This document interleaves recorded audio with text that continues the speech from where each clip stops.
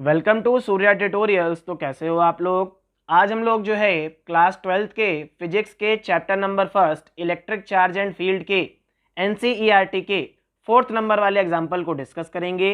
अगर अभी तक आप लोगों ने जो है बाकी सभी एग्जाम्पल्स को नहीं देखा है तो आप लोग जो है जा करके प्लेलिस्ट में सारे क्वेश्चंस को देख सकते हो। चलिए वीडियो को स्टार्ट करते हैं। तो क्वेश्चन में क्या बोल रहा है, Coulomb's law for electrostatic force between 2 point charge and Newton's law for gravitational force between two stationary point masses both have inverse square law dependence on the distance between the charge and masses respectively। तो देखिए question में हमसे क्या बोल रहा है कि अपने लोगों ने कूलॉम्स लॉ पढ़ा था। तो कूलॉम्स लॉ में क्या देखा था कि F इक्वल्स टू क्या होता है, K Q1 Q2 upon R square के बराबर होता है। ये फर्स्ट इक्वेशन मान लो। और हम लोगों ने जब ग्रेविटेशनल फोर्स पढ़ी थी, जो ग्रेविटेशनल लॉ पढ़ा था, तो यहाँ पे फोर्स हमारी निकल के आ रही थी G m1 m2 upon R square. तो दोनों ही क्या फॉलो कर रहे हैं, दोनों ही केस में बेटा जो हमारी फोर्स थी ये इनवर्सली प्रोपोर्शनल थी स्क्वायर ऑफ द डिस्टेंस के। तो फर्स्ट पार्ट में हमसे क्वेश्चन में बोल रहा है कि compare the strength of these forces. हमें क्या करना है बेटा, इन फोर्सेस की स्ट्रेंथ को कंपेयर करना है। मीन्स हम लोगों को इलेक्ट्रोस्टैटिक फोर्स और ग्रेविटेशनल फोर्स को क्या करना है, कंपेयर करना है। किसके लिए, for the ratio of their magnitudes for an electron and proton. तो देखिए फर्स्ट पार्ट में हमसे बोल रहा है कि इलेक्ट्रॉन और प्रोटॉन के लिए हमको क्या बताना है बेटा, इलेक्ट्रोस्टैटिक फोर्स और ग्रेविटेशनल फोर्स के रेशियो को बताना है। ठीक है, इनके मैग्नीट्यूड के रेशियो के बारे में बताना है।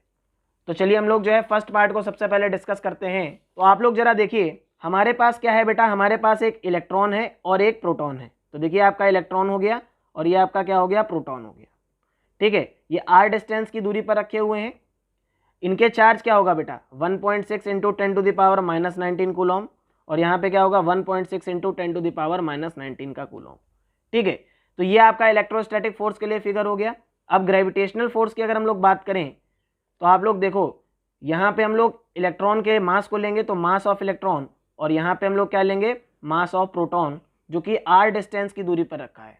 तो इलेक्ट्रॉन का मास क्या होता है 9.31 into 10 to the power -31 kg, और प्रोटॉन का मास होता है 1.67 into 10 to the power -27 kg।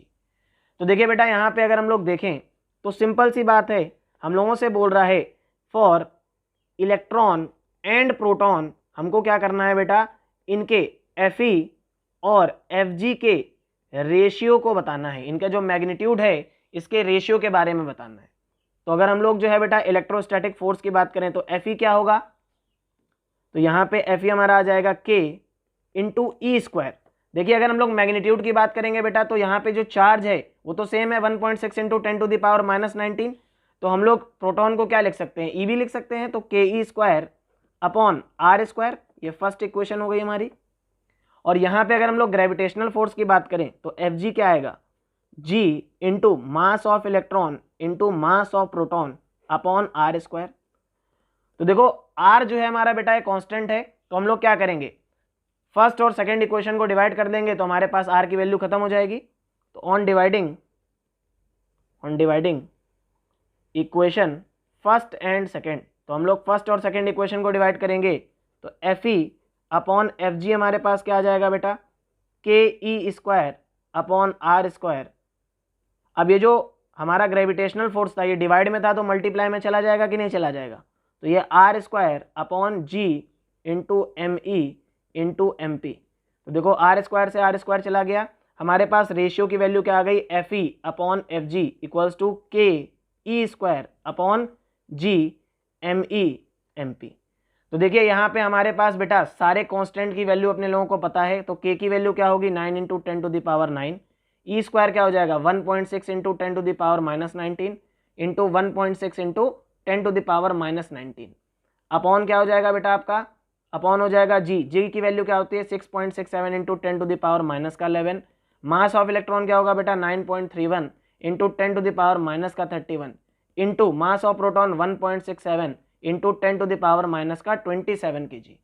तो देखिए आप लोग जो है जब इस वैल्यू को बेटा सॉल्व करोगे तो हमारे पास आंसर आ जाएगा 2.4 इंटू 10 टू द पावर 39।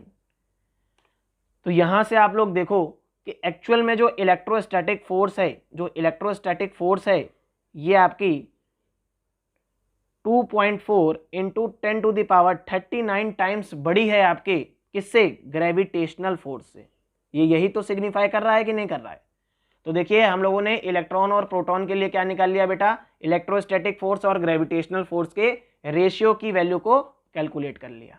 अब इसके सेकंड पार्ट को देखते हैं कि इसके सेकंड पार्ट में क्या बोल रहा है कि फॉर 2 प्रोटॉन्स। अब हमको क्या करना है बेटा, इलेक्ट्रोस्टैटिक फोर्स और ग्रेविटेशनल फोर्स के मैग्नीट्यूड के रेशियो को बताना है। लेकिन अब हमारे पास इलेक्ट्रॉन और प्रोटॉन नहीं है, अब हमारे पास दोनों ही के दोनों प्रोटॉन्स हैं। तो हम लोग इसको भी लेकर के सॉल्व कर लेते हैं। तो देखिए अगर हम लोग सेकंड पार्ट को देखें तो फॉर 2 प्रोटॉन्स, सबसे पहले अपने लोग क्या करेंगे, फिगर को बनाएंगे। तो फॉर 2 प्रोटॉन्स की अगर हम लोग बात करें तो सिंपल सी बात है, अगर इलेक्ट्रोस्टैटिक फोर्स को देखेंगे तो यहाँ पे प्रोटॉन रखा होगा, ठीक है, और ये r डिस्टेंस की दूरी पे रखे होंगे, यहाँ पे इलेक्ट्रोस्टैटिक फोर्स लग रही होगी। अब अगर हम लोग ग्रेविटेशनल फोर्स की बात करें तो मास ऑफ प्रोटॉन, और यहाँ पे क्या आ जाएगा, मास ऑफ प्रोटॉन, ये r डिस्टेंस की दूरी पे लग रहा होगा, ये r डिस्टेंस की दूरी पे रखा होगा, यहाँ पे ग्रेविटेशनल फोर्स काम करेगी। तो देखिए अगर हम लोग यहाँ पे इलेक्ट्रोस्टैटिक फोर्स को देखें तो kp² हो जाएगा, ये फर्स्ट इक्वेशन हो गई। और ग्रेविटेशनल फोर्स की वैल्यू क्या आएगी, gmp² r²। तो देखिए सेकेंड इक्वेशन हो गई। हम लोग क्या करेंगे, फर्स्ट और सेकेंड इक्वेशन को डिवाइड करेंगे। तो ऑन डिवाइडिंग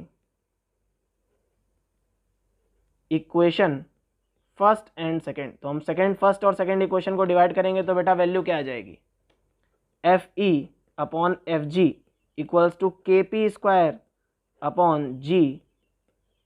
gmp²।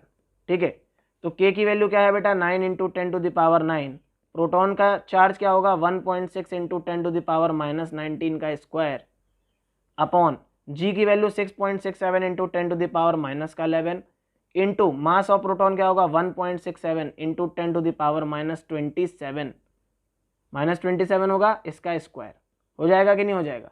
तो आप जब इसको सॉल्व करोगे तो इलेक्ट्रोस्टैटिक फोर्स और ग्रेविटेशनल फोर्स का जो रेशियो है ये आएगा आपका 1.3 इंटू 10⁻36। तो अगेन आप यहाँ से क्या कह सकते हो, आप कह सकते हो कि जो इलेक्ट्रोस्टैटिक फोर्स है ये 1.3 इंटू 10⁻36 टाइम्स बड़ी है ग्रेविटेशनल फोर्स से। ठीक है, तो ये आपका क्या हो जाएगा, सेकेंड पार्ट का आंसर हो जाएगा। अब देखो इस क्वेश्चन के बी पार्ट में क्या बोल रहा है, estimate the acceleration of electron and proton due to the electrical force. Means यहाँ पे इलेक्ट्रोस्टैटिक फोर्स की बात कर रहा है, हमसे बोल रहा है कि इलेक्ट्रोस्टैटिक फोर्स की वजह से इलेक्ट्रॉन और प्रोटॉन में जो एक्सेलरेशन हुआ है उसकी वैल्यू को कैलकुलेट कर लो। और डिस्टेंस यहाँ पे हमें कितना दे रखा गया है, 1 एंगस्ट्रॉम दे रखा गया है, दैट इज 10⁻⁻10 मीटर। देखो बी पार्ट के लिए अपने लोगों को क्या करना है, एक्सेलरेशन बताना है। एक्सेलरेशन ऑन इलेक्ट्रॉन हमको ये फाइंड करना है और एक्सेलरेशन ऑन प्रोटॉन हमको फाइंड करना है जब इलेक्ट्रोस्टैटिक फोर्स ऑफ अट्रैक्शन काम कर रही होगी।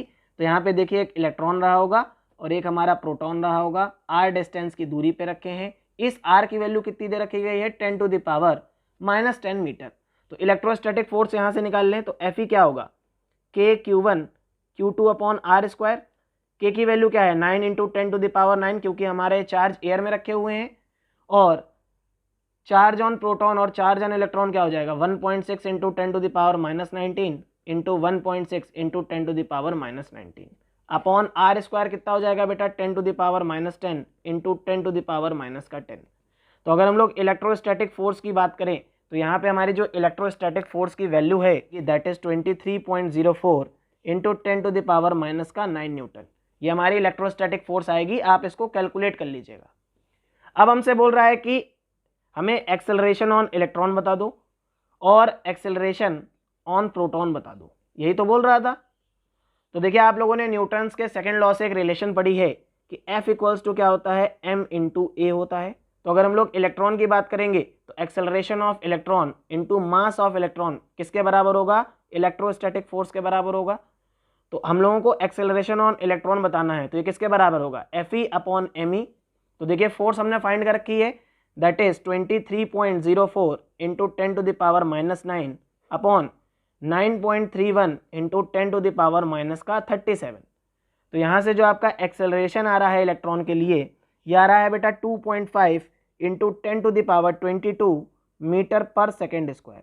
तो ये आपका क्या हो गया, एक्सेलरेशन आ गया इलेक्ट्रॉन के लिए। अब हमसे बोल रहा है प्रोटॉन के एक्सेलरेशन को बताओ। तो देखिए इलेक्ट्रोस्टैटिक फोर्स क्या होगी आपकी, mass of proton into acceleration on proton.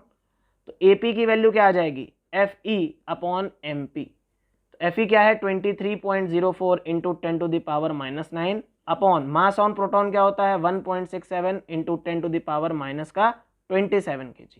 तो एक्सेलरेशन ऑन प्रोटॉन आपका कितना आ जाएगा बेटा, यह आ जाएगा आपका 1.37 इंटू 10⁻19 मीटर पर सेकेंड स्क्वायर। तो देखिए इस तरीके से हम लोगों ने जो है बी पार्ट को भी डिस्कस कर लिया, जहां पे हमसे एक्सेलरेशन ऑन इलेक्ट्रॉन और एक्सेलरेशन ऑफ प्रोटॉन के लिए पूछ रहा था। तो आई होप आप लोगों को वीडियो अच्छा लगा होगा। अगर वीडियो अच्छा लगे तो प्लीज़ चैनल को सब्सक्राइब कर देना, अपने फ्रेंड्स के साथ वीडियो को शेयर कर दीजिएगा, ठीक है। अगर आप लोगों ने बाकी सभी चैप्टर्स के एग्जाम्पल के वीडियो को नहीं देखा है तो आप लोग प्लेलिस्ट में जाकर के जो है सभी चैप्टर के एनसीईआरटी के एग्जाम्पल और एक्सरसाइज के क्वेश्चंस को देख सकते हो। थैंक यू सो मच, मिलते हैं नेक्स्ट वीडियो में। Till then keep learning and keep enjoy. और साथ ही साथ एक चीज और सुन लो, अगर आप लोगों को नोट्स की पीडीएफ चाहिए है बेटा, तो नोट्स की पीडीएफ के लिए आप लोग जो है आप लोग सिंपली जो है मेरी वेबसाइट में जा सकते हो, डिस्क्रिप्शन में आप लोगों को लिंक मिल जाएगी, वहां पे जा करके आप लोग जो है सारे के सारे पीडीएफ को डाउनलोड कर सकते हो, आपको सारा का सारा कंटेंट वहां पे मिल जाएगा।